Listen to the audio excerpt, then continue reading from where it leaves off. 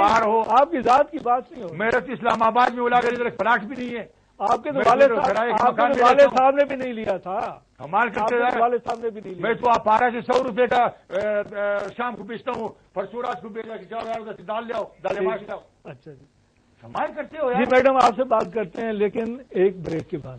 ناظرین گفتگو ذرا تھوڑی انٹینس تھی گئی, شاہ صاحب کو تھوڑا غصہ بھی آ گیا, لیکن سارا آخنا یہ ہے کہ حکومت چونکہ پاکستان پیپل پارٹی دی, حکمران چونکہ پیپل پارٹی کے لوگ ہیں, وہ کو اپنا گھر نہیں سمجھتے بلکہ انہوں نے اپنے گھر باہر بنائے, انہوں کو بھی آخیا وجے کوئی کو اپنا گھر سمجھیں. گفتگو کا سلسلہ جاری رہی, گھنتے پہ ایک بریک, تو بریک کے بعد اصا میڈم فوزیہ قصوری نال گال کرے سو.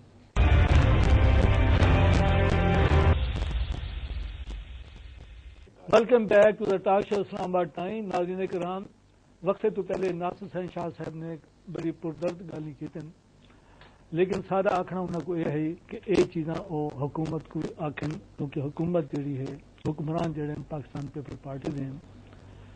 لیکن ظاہر یہ تھے کہ پاکستان پیپل پارٹی دے وچ بھی بہت سارے لوگ ایسے ہیں جڑے قوم کا درد رکھیں لیکن باوجود مجبور ہیں.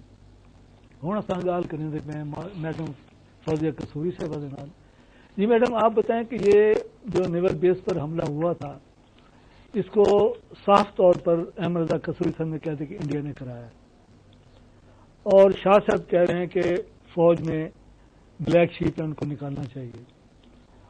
آپ نہ حکومت میں ہیں نہ اپوزیشن میں ہیں, آپ فی الحال عوامی لوگ ہیں, آپ بتائیں آپ کا اس پر کیا موقف ہے؟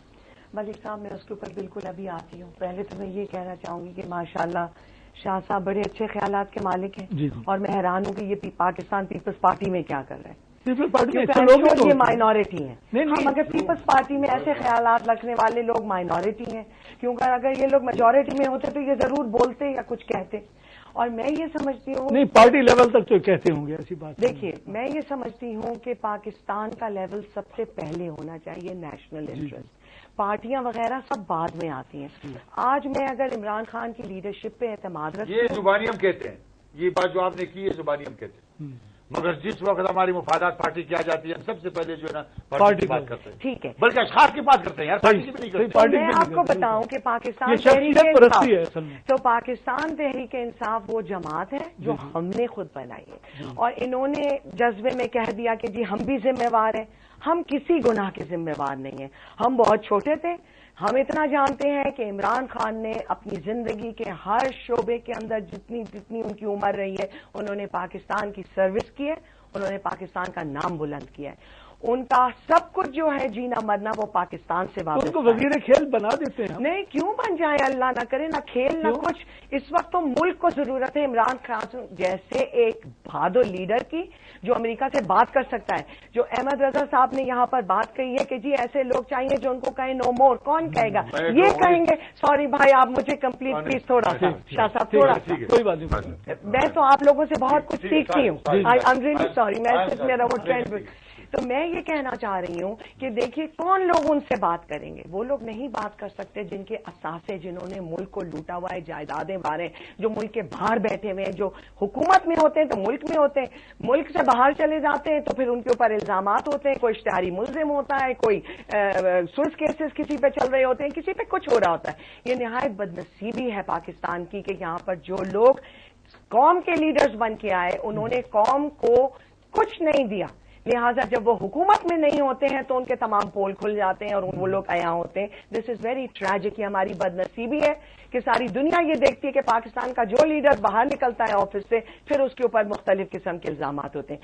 تو عمران خان نے تو صرف اس قوم کی سروس کی ہے. اب آئے آپ کے نیول کے اوپر.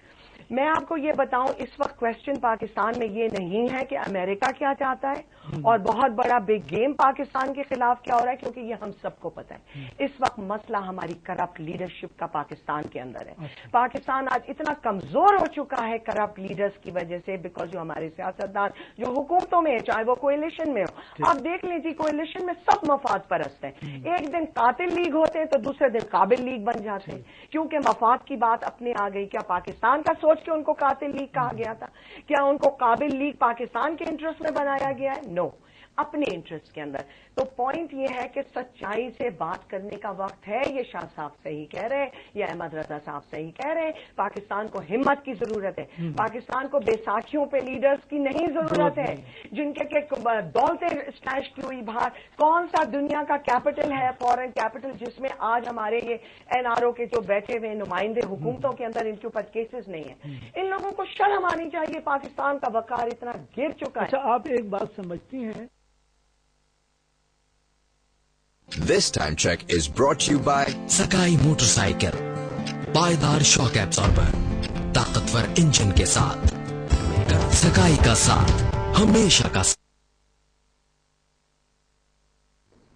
کہ پاکستان پیپل پارٹی یا جن لوگوں کے اوپر کرپشن کے الزامات ہیں, انہوں نے ایسی گیم پاکستان میں بنا دی ہے کہ ان کی کرپشن قوم بھی بھول گئی ہے. نہیں, قوم بالکل نہیں بھولی. یہ آپ بہت غلط کہہ رہے ہیں. آئی ایم سوری, میں آپ سے اس کے اوپر اتفاق. قوم بالکل کرپشن کو نہیں بھولی ہے. اور آپ دیکھیے گا کہ انشاءاللہ جب کبھی آئندہ پاکستان میں الیکشن ہوگا, آپ یہ دیکھیے گا کہ قوم کس طریقے سے آپ کے ووٹ ڈالتی ہے. اللہ کرے, ہمیں امید ہے کہ ایک آزاد الیکشن کمیشن ہو. اور یہ جو بار بار کہا جاتا ہے حکمرانوں کی طرف سے کہ جی 18 کروڑ لوگوں کی نمائندگی ہے, یہ 18 کروڑ لوگوں کی نمائندگی نہیں ہے. نہ تو 18 کروڑ لوگوں نے ووٹ ڈالے ہیں, نہ تو لوگوں نے, الیکشن کمیشن نے کہہ دیا کہ جی آپ کے 42 سے 45% تک کا جو آپ کا ووٹ تھا وہ بوگس ووٹ ہیں, وہ فیک ووٹس ہیں. ہاں, یہ میں مانتی ہوں کہ پاکستان کے اندر فیوڈل پالیٹکس ہے اور پیسے کی سیاست ہے, اور اسی چیز کو پاکستان تحریک انصاف بدلنا چاہتی ہے. اور وہی ہماری سیکورٹی لیبس سمجھتی ہیں کہ نہیں سمجھتی؟ نیول بیس پر جو حملہ ہوا اس کو آپ سیکورٹی لیبس سمجھتی ہیں؟ آف کورس سیکورٹی لیبس نہیں تھا تو اور کیا تھا؟ آپ کیسے سو رہے ہوتے کہ کوئی آپ کے آ کے اتنی زبردست آپ کی نیول سیکورٹی ادارے کیسے بارڈ وائرز کاٹ دیے؟ انٹیریئر منسٹر کہہ رہے کہ جی 6 لوگ تھے, جو دوسرے لوگ ہیں وہ کہہ رہے ہیں ایجنسیز کے جی 15 لوگ تھے کہ 12 لوگ تھے. ایک ٹوٹل اسٹیٹ آف کنفیوژن ملک صاحب اس ملک میں آج اس لیے ہے کہ ہمارے حکمران نہایت کرپٹ ہے, بے ایمان حکمران ہے, مفاد پرست حکمران ہے. اور جب تک یہ چیز پاکستان کی نہیں بدلے گی, پاکستان کبھی نہیں ریسپیکٹ ہوا. ہم امریکہ کو برا کہتے ہیں, ہمارے حکمرانوں نے, ہمارے صدر اور پرائم منسٹر نے تو ایک اسٹیٹمنٹ نہیں دی ان حالات پہ. جب ہلری کلنٹن آئی ان کی وزیر خارجہ, تو انہوں نے یہاں بیٹھ کے ہمیں بتایا کہ جی کیا ہوا تھا, اور جو انہیں کہنا تھا وہ کیا کہ چلی گئی منہ پہ تماچا مار کے پاکستان کے. یہ لوگ اس قابل ہیں کہ یہ بات کر سکیں گے کسی کو؟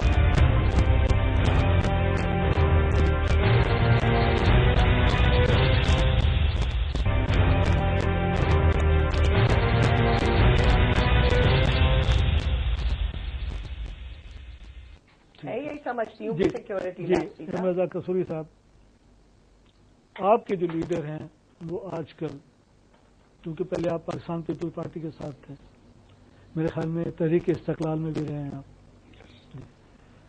آج کل آپ کے لیڈر پرویز مشرف صاحب ہیں, اور سب لوگوں کا یہ کنسنسس ہے اس بات پر کہ یہ جتنی بھی خرابیاں, امریکہ, کرپشن, سب کچھ جو ہے یہ پرویز مشرف صاحب چھوڑ کر گئے ہیں, اور ان کے وہ اب اشتہاری بھی قرار دے دیے گئے ہیں.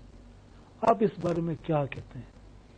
میری بات یہ ہے کہ یہ ایک بڑا سہل سا آرگومنٹ ہے جی ان قوتوں کا جو کہ جنہوں نے اپنا ہوم ورک نہیں کیا جی اور شوق اقتدار میں کرسی پہ بیٹھے ہیں اور کرنے کو کچھ سمجھ نہیں ہے. اچھا, ان کا ایک آرگومنٹ ہے جی کہ ہمیں یہ ورثے میں ملی. بھائی ورثے میں تو آپ 1-2 ہفتے کہہ سکتے ہیں کہ ابھی آپ پالیسی میکنگ میں ہیں. ویسے تو جو آرگنائز پارٹیز ہوتی ہیں پاور میں آنے سے پہلے ہی کر آرگنائز ہو کے آتی ہیں, اور ان کا جو فرسٹ 100 days ہوتے ہیں دیٹس کالڈ گولڈن پیریڈ. اس 100 ڈیز میں سب کچھ میں وہ پالیسی پوائنٹرز جو ہیں لگا دیتے ہیں تاکہ لوگوں میں یہ تصور ابھرنا شروع ہو جائے کہ جو پارٹی 100 دن میں یہاں پہنچ گئی ہے اکنامکلی, سوشلی اور ڈیولپمنٹ میں, یہ 5 سال میں کہاں پہنچے گی, تاکہ وہ ان کو آپ قوم کو انگیج کرے. بات یہ ہے آج 3.5 سال ہو گئے ان کو حکومت میں آئے ہوئے, ابھی تک یہ کہہ رہے جی ہمیں ورثے میں ملی ہے. بھائی what stops them? They are legally government of the day. They can take a U turn, total U turn لے سکتے ہیں.